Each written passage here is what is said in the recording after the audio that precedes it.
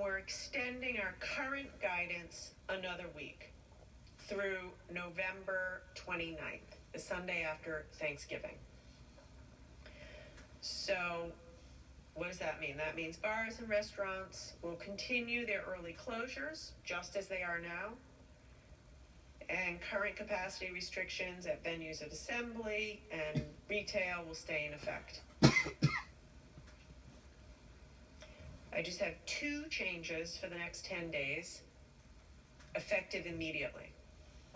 Number 1, the social gathering limit is lowered to a single household. If your household is 2 people, you should limit your social gatherings effective immediately to those 2 people.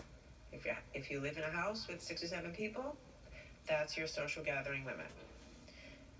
You cannot be spending social time indoors with people who you don't live with.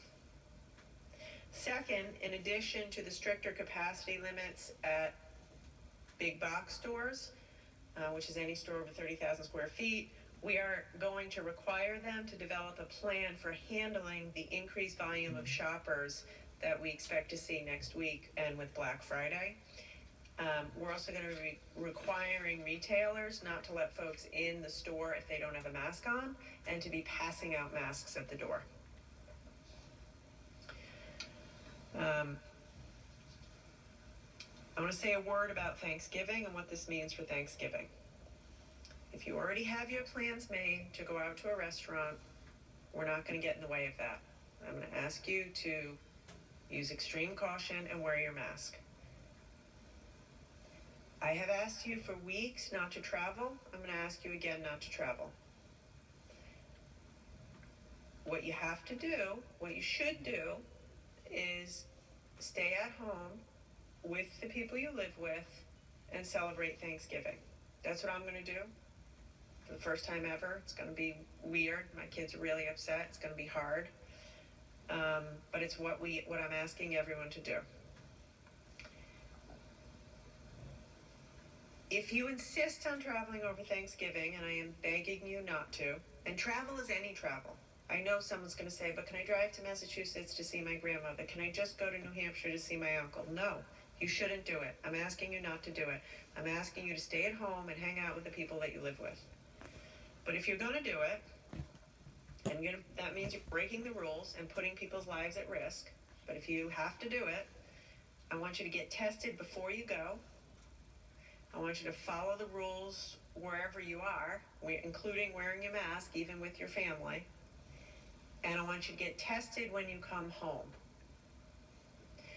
To that end, we will be offering rapid testing in the airport at TF Green Saturday, Sunday, and Monday after Thanksgiving.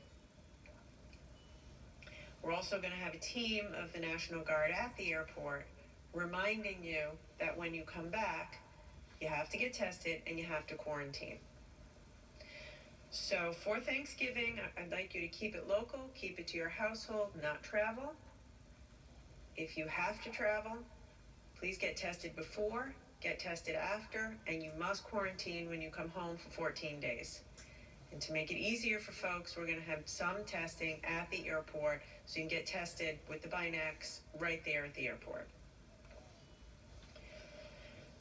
Okay, that's Thanksgiving. Now we'll talk about what comes after Thanksgiving, and this is the really hard part. Beginning on Monday, November 30th, the Monday after Thanksgiving, the state of Rhode Island is entering a 2-week pause.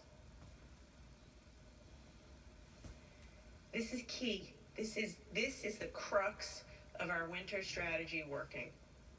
We really got to shut it down for those 2 weeks. Because if we do, then we can slowly crank up after those 2 weeks and make it through the end of the year. If we don't, then the shutdown will have to continue. After a lot of modeling, a lot of consultation with experts, a lot of talking to other states, we have confidence that if Rhode Island cooperates and complies for 2 weeks, beginning November 30th until December 13th, we have a real shot to temper the rise which would allow us to limit the pause to just 2 weeks. If we don't, then I will have to go back to a total lockdown after the 2 weeks. So what's the pause going to look like? Please put the slide up. The slide in front of you shows the rules that will be in effect in Rhode Island starting November 30th through to Sunday, December 13th.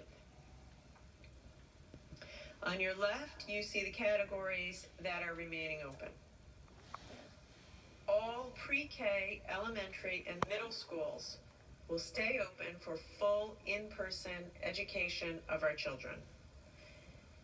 I have talked at length at these press conferences about the vital importance to our community, to our families, and to our children, particularly our youngest learners, of being in school as much as possible. And so we want to keep these kids in school with all the precautions we have, and we want that to happen unabated. And the data and the health experts continue to say there is